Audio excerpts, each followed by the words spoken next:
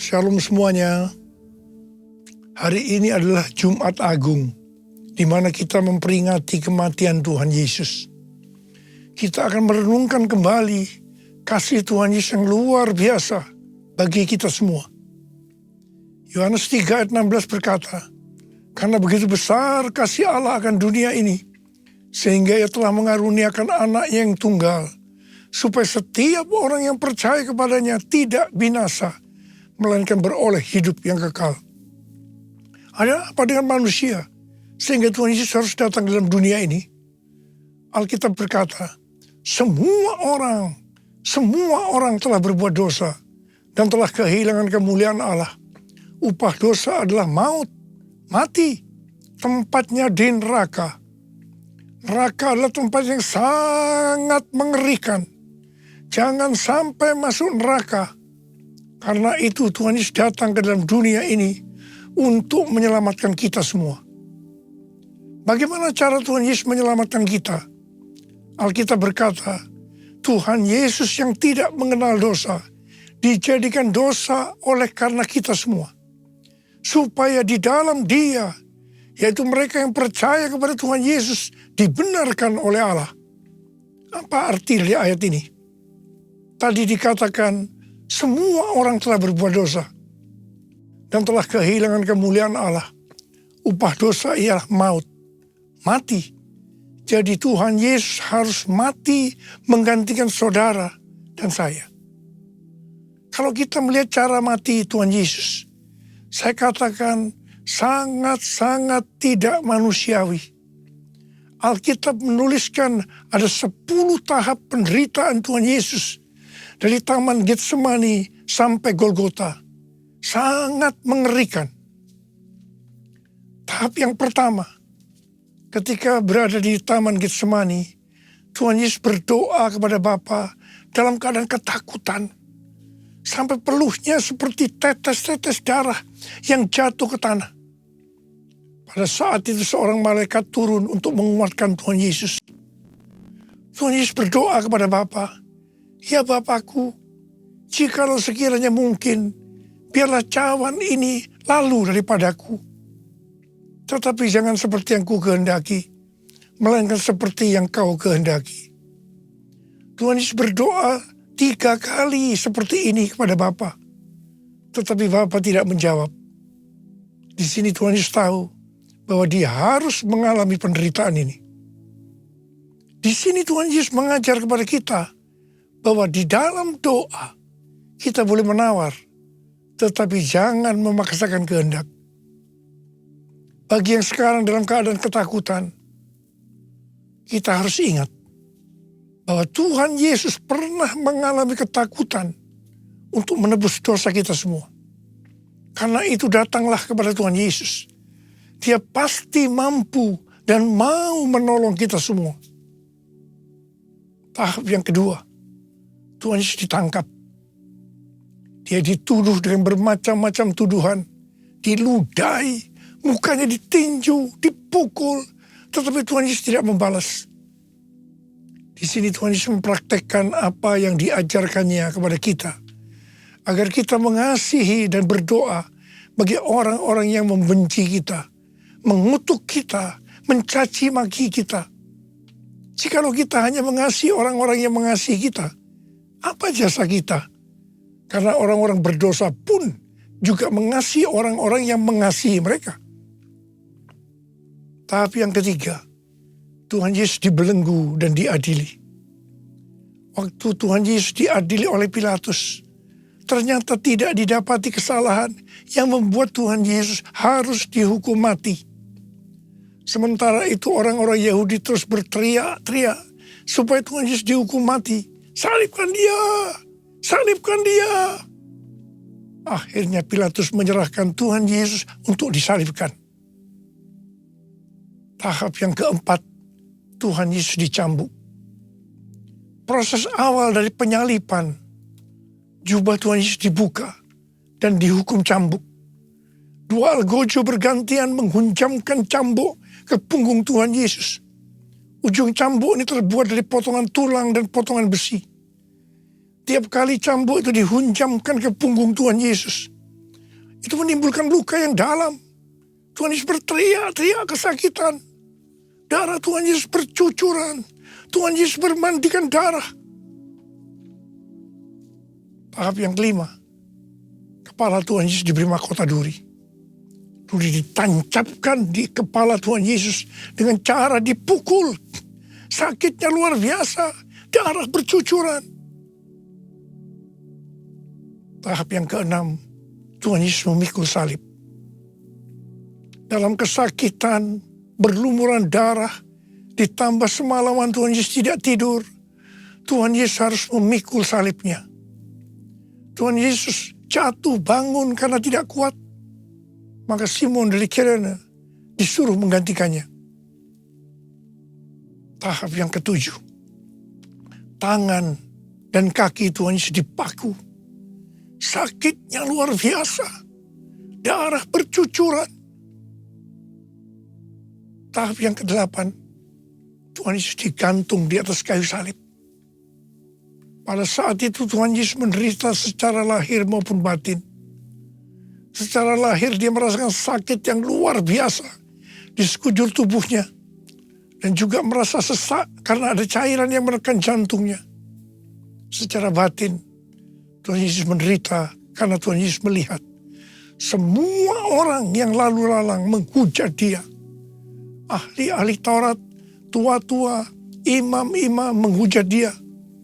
Bahkan salah satu penjahat di sebelahnya juga ikut menghujat.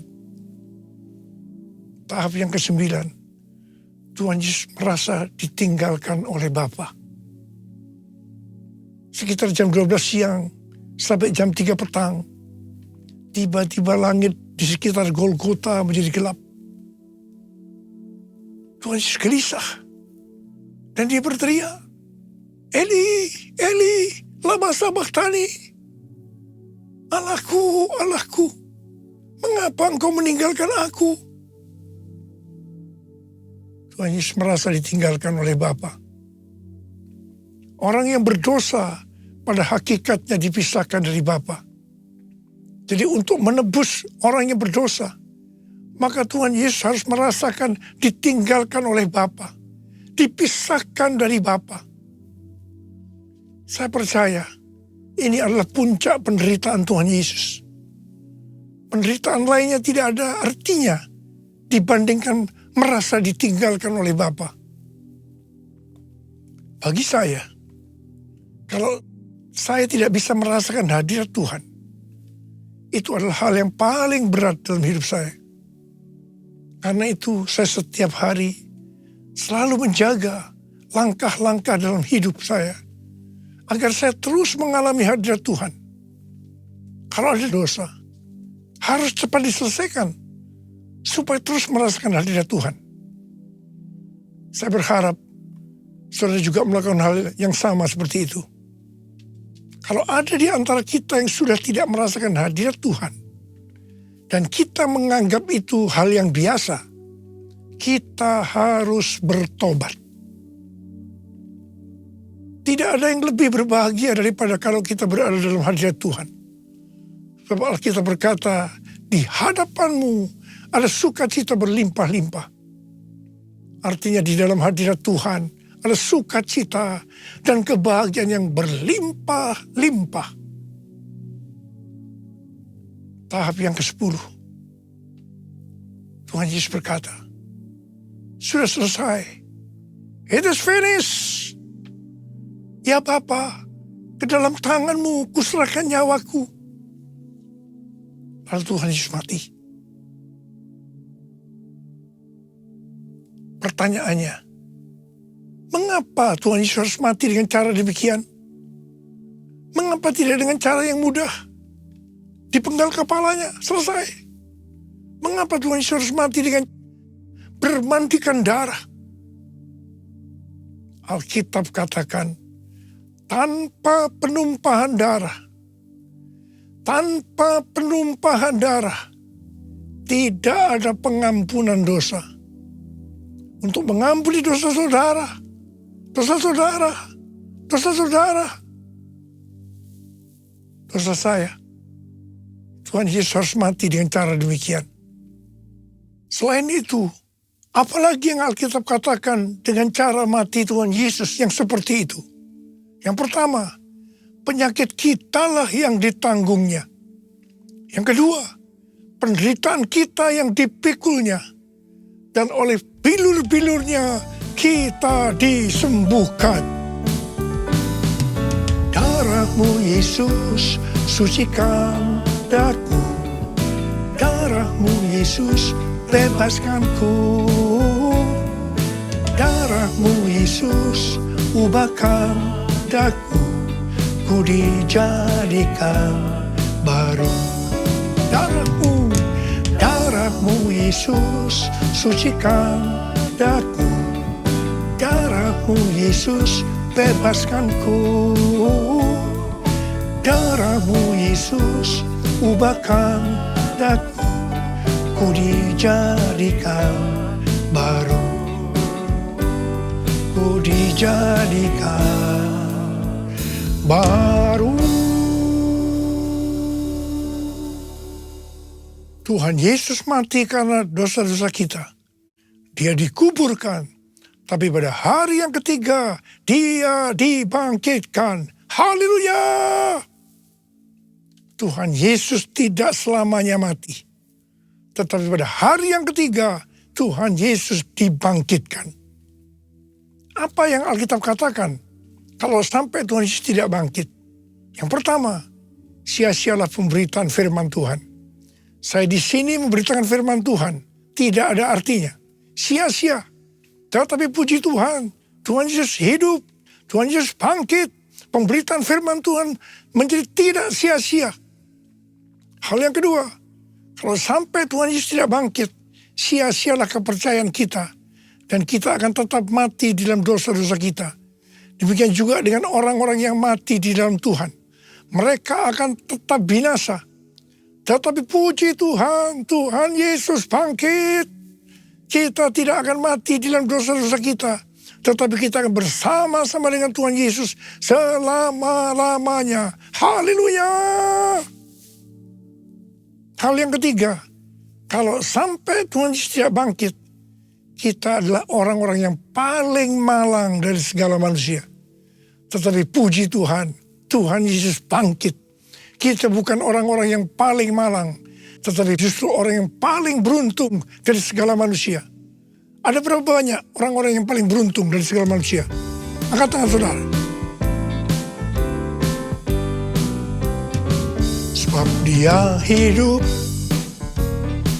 ada hari esok. Sebab Dia hidup, ku tak gentar. Aku tahu Dia pegang hari esok. Hidup jadi berarti sebab Dia hidup. Hidup jadi berarti sebab Dia hidup. Hidup jadi berarti sebab Yesus hidup. Karena Tuhan Yesus hidup, maka ada hari esok. Karena Tuhan Yesus yang pegang hari esok saudara dan saya, Dia hidup. Dia berkata kepada kita semua, jangan kamu khawatir. Jangan kamu khawatir. Apa yang akan kamu makan? Apa yang akan kamu minum? Apa yang akan kamu pakai? Semua itu dicari oleh bangsa-bangsa yang tidak mengenal Allah. Tetapi Bapamu yang di sorga tahu, kamu memerlukan semuanya itu. Karena itu, jadilah dulu kerajaan Allah dan kebenarannya. Maka semuanya, apa yang saudara butuhkan, akan ditambahkan kepadamu. Yang percaya katakan amin. Karena Tuhan Yesus hidup, maka mujizat-mujizat yang dilakukan oleh Tuhan Yesus masih ada sampai dengan hari ini. Orang buta melihat, orang lumpuh berjalan, orang tuli mendengar, orang mati dibangkitkan, orang kusta menjadi tahir, dan kepada orang-orang miskin diberitakan kabar baik. Karena Tuhan Yesus hidup, kita sedang melihat Pentakosta ketiga sedang digenapi. Di mana melalui semua peristiwa yang terjadi saat ini, penuaian jiwa yang terbesar dan yang terakhir sebelum Tuhan Yesus datang kembali terjadi. Hari-hari ini terjadi kebangkitan generasi Yeremia, yaitu generasi anak-anak muda yang dipenuhi dengan Roh Kudus, cinta mati-matian kepada Tuhan Yesus, tidak kompromi terhadap dosa, dan akan memenangkan banyak jiwa. Karena Tuhan Yesus hidup, maka kita akan menyelesaikan amanat agung. Hari-hari ini Tuhan berbicara kepada banyak hamba-hamba Tuhan tentang tahun 2033. Tahun 2033 adalah peringatan 2000 tahun kematian, kebangkitan, kenaikan Tuhan Yesus ke sorga. Tahun 2033 adalah peringatan 2000 tahun pencurahan Roh Kudus, yang berarti peringatan hari ulang tahun gereja yang ke-2000. Peringatan 2000 tahun penyelesaian amanat agung. Pada Pentakosta tahun 2033, setiap orang akan mendapatkan kesempatan untuk berjumpa secara otentik dengan Tuhan Yesus melalui kuasa dan hadirat Roh Kudus. Rick Warren, seorang hamba Tuhan dari Gereja Baptis, mengatakan bahwa target untuk menyelesaikan amanat agung pada tahun 2033, sesuai dengan Matius 24 ayat 14, maka setelah amanat agung selesai, maka Tuhan Yesus akan datang kembali. Saya tidak berkata bahwa tahun 2033 Tuhan Yesus pasti datang. Yang saya katakan bahwa pada tahun 2033 Tuhan Yesus bisa datang kembali. Karena itu dalam waktu yang relatif singkat ini, yaitu 9 tahun, mari kita lebih sungguh-sungguh melayani Tuhan. Karena Tuhan Yesus hidup, maka memasuki tahun 2024, Tuhan memberikan tema bahwa tahun 2024 adalah tahun untuk bangkit, jadi teranglah. Yesaya 60 ayat 2 dan 3 berkata, sebab sesungguhnya kegelapan menutupi bumi dan kekelaman menutupi bangsa-bangsa, tetapi terang Tuhan terbit atasmu dan kemuliaannya menjadi nyata atasmu. Bangsa-bangsa berduyun-duyun datang kepada terangmu, dan raja-raja kepada cahaya yang terbit bagimu. Hari-hari ini Pentakosta ketiga sedang turun. Dan Tuhan Yesus berkata dalam Matius 5 ayat 14 sampai dengan 16, bahwa kita adalah terang dunia. Hendaknya terang kita bercahaya di depan semua orang, supaya mereka melihat perbuatan kita yang baik dan memuliakan Bapa kita yang di sorga. Bangkitlah, terangmu sudah datang. Bangkitlah, terangmu sudah datang. Kemuliaan Tuhan telah terbit, kemuliaan Tuhan telah datang, kemuliaan Tuhan telah terbit atasmu, atasmu, atasku, atasku, atasku, sekali lagi, atasku. Bangkit dan jadi teranglah, artinya kita harus berbuah.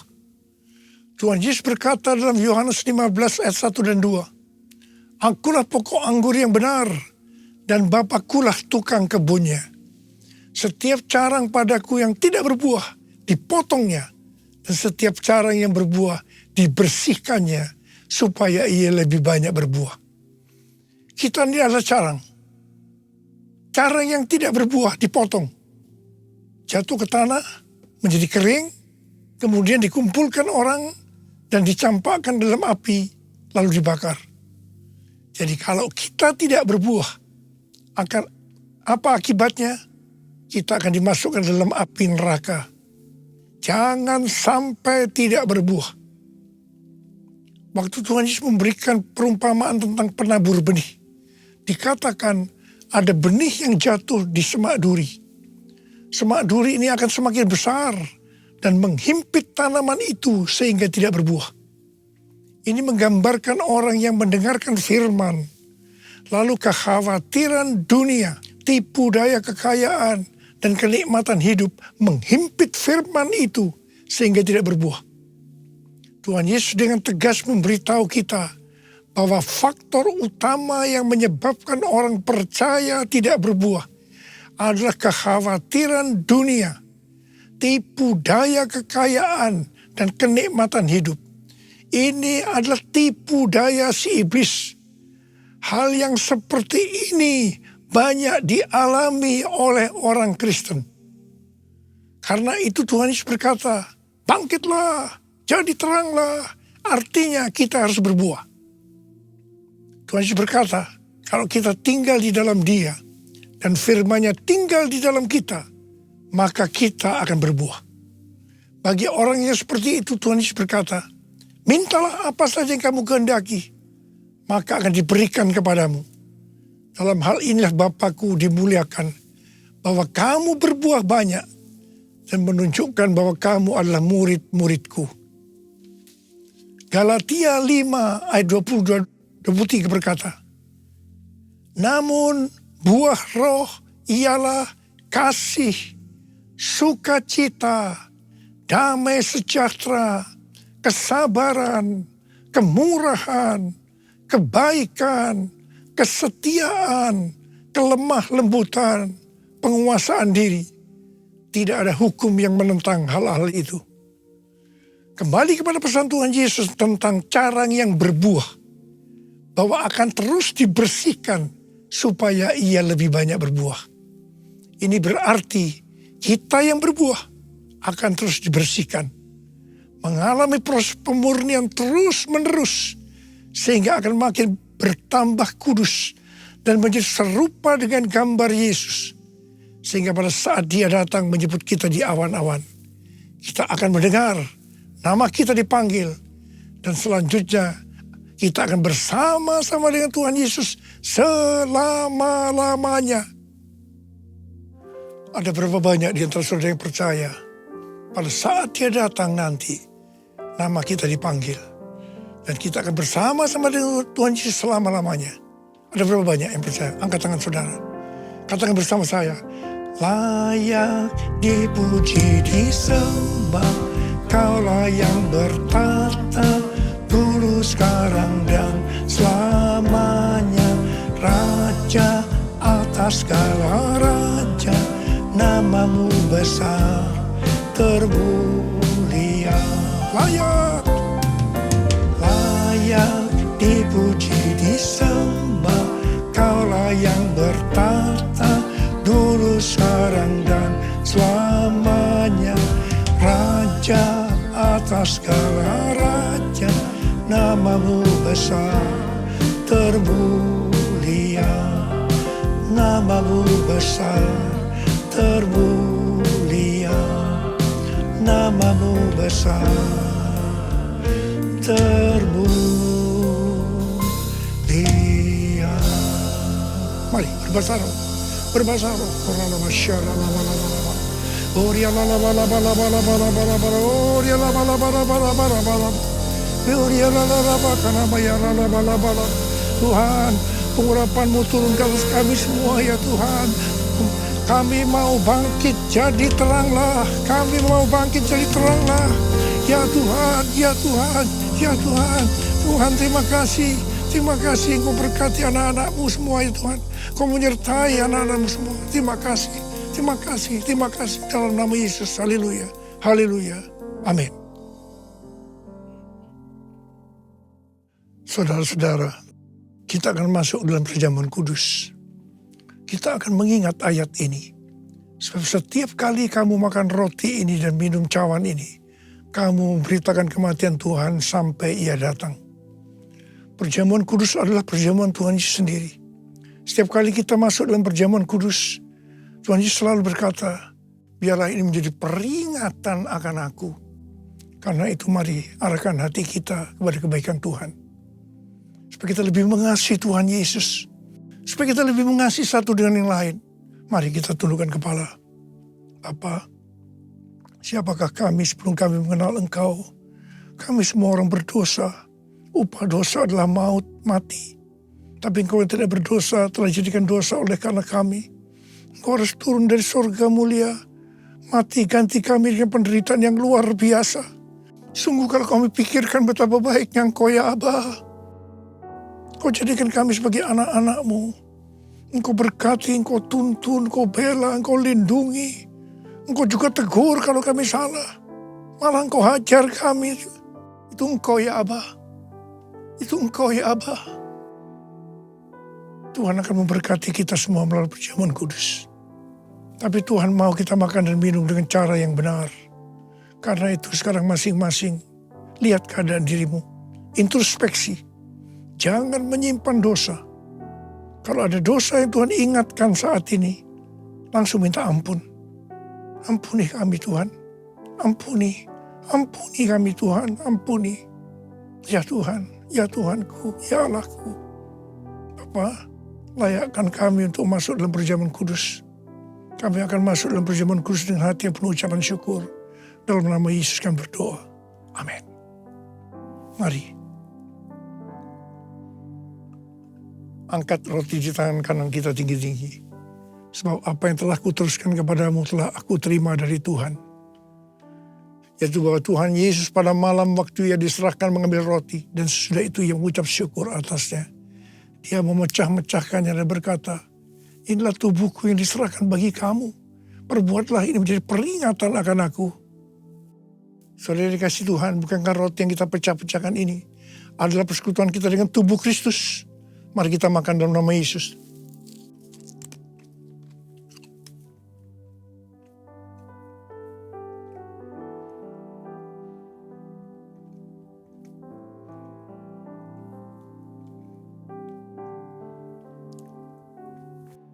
Angkat cawan di tangan kanan kita tinggi-tinggi. Demikian juga ia mengambil cawan sesudah makan lalu berkata, cawan ini adalah perjanjian baru yang dibenarkan oleh darahku. Perbuatlah ini setiap kali kamu meminumnya menjadi peringatan akan aku. Sudah dikasih Tuhan, bukan cawan pengucapan syukur. Yang atasnya kita ucapkan syukur adalah persekutuan kita dengan darah Yesus. Mari kita minum dalam nama Yesus.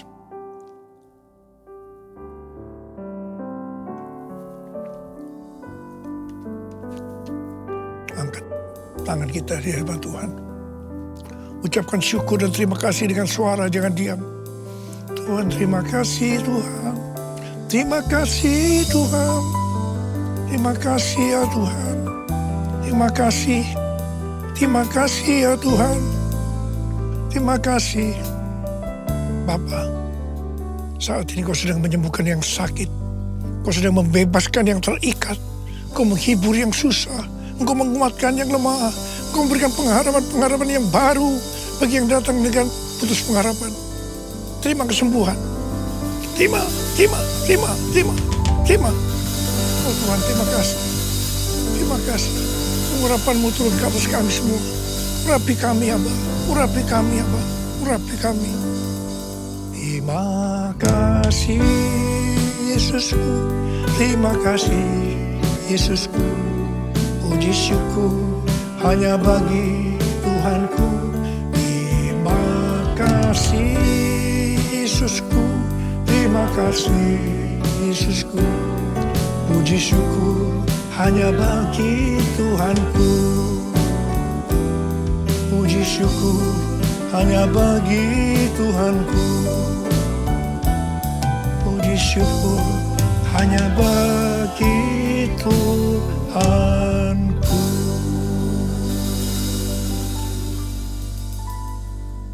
Sekarang terimalah berkat Tuhan. Kasih karunia berlimpah-limpah daripada Allah Bapa dalam anak yang tunggal Yesus Kristus.